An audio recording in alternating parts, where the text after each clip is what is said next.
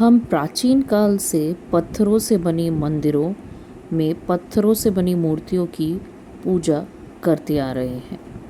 यह मात्र धर्म व हमारी आस्था नहीं, बल्कि इसके पीछे ठोस वैज्ञानिक कारण भी है। यह बात समझने के लिए हमें दो चीज़ें सबसे पहले समझनी पड़ेंगी।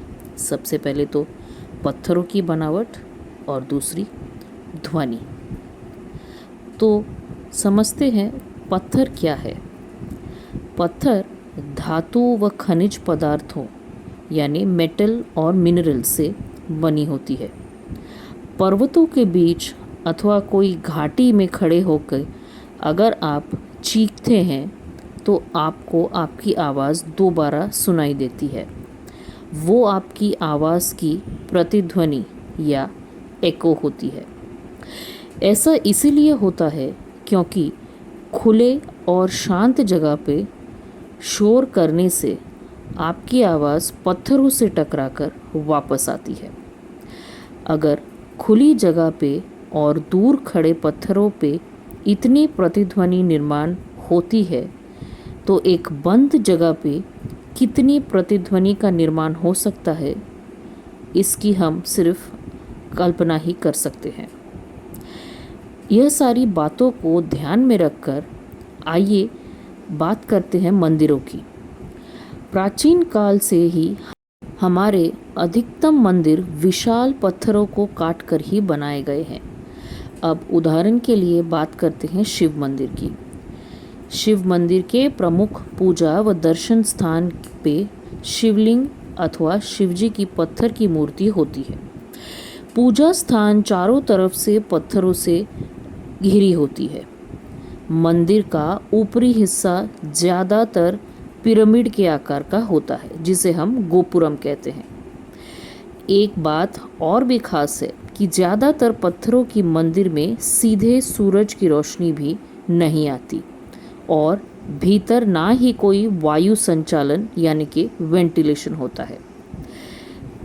आइए अब समझते हैं ध्वनि की क्रिया।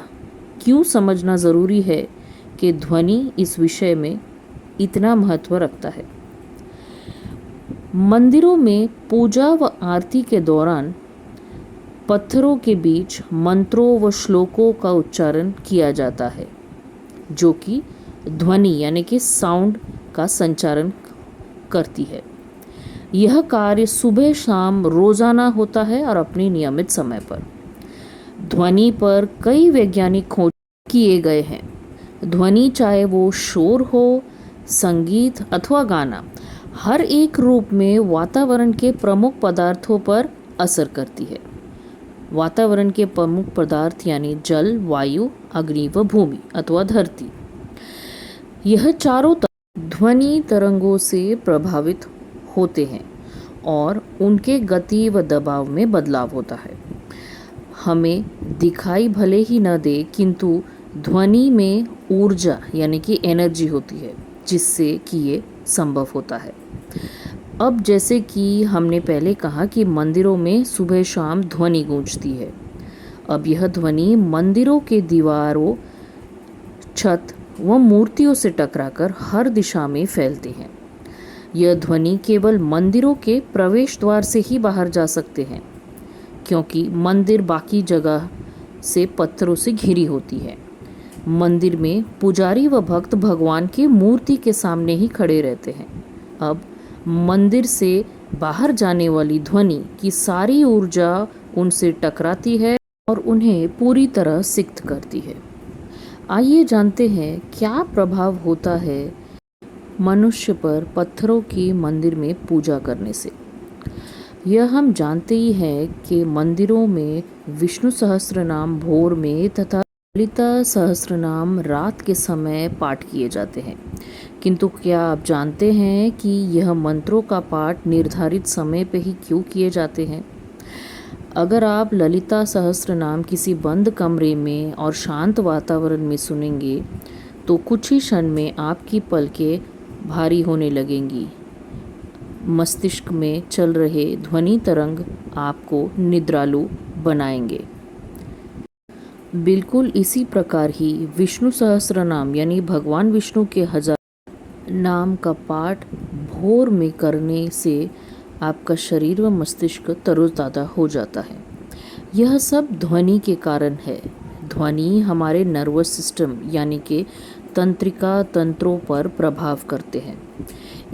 यही कारण है कि हम इन्हें सुनकर तरोताज़ा अथवा निद्रालु महसूस करते हैं। इसी प्रकार मंदिरों में पढ़े जाने वाले हर मंत्र मनुष्य के शरीर पर अलग अलग तरीके से प्रभाव करते हैं। यह सभी वैज्ञानिक है, कोई अंधश्रद्धा नहीं। यह बातें हमें समझनी और बाकी लोगों को समझानी चाहिए। अब आश्चर्य की बात यह है कि यह सारे श्लोक व मंत्रों की रचना कई हजारों वर्ष पूर्व किए गए हैं। सोचकर आश्चर्य होता है कि इतने वर्षों पूर्व इनके रचनाकार कितने ज्ञानी रहे होंगे और कितना सोच समझकर इन मंत्रों की रचना की होगी। जैसे कि हमने कहा, ध्वनि में ऊर्जा होती है। इसी कारण मंत्रों का प्रभाव पत्थरों से बनी मंदिरों में और भी अधिक हो जाती है। इसीलिए हम प्राचीन काल से पत्थरों से बनी मंदिरों में पत्थरों से बनी मूर्तियों की पूजा करते आ रहे हैं।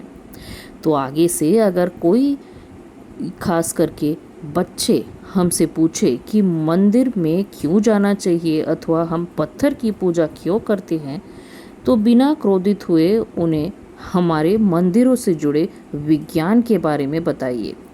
आशा करती हूँ आपको ये वीडियो ज्ञानवर्धक लगा होगा और आपने कुछ नया सीखा और समझा होगा।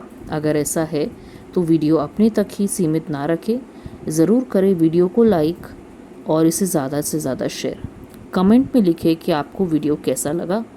हमारे देश के कुछ प्राचीन मंदिरों की रोचक बातें जानिए स्क्रीन पे दिए आई बटन पे क्लिक करके। चैनल के साथ अवश्य जुड़े रहें, करें इस वीडियो को लाइक, चैनल को सब्सक्राइब और बेल पे टैप।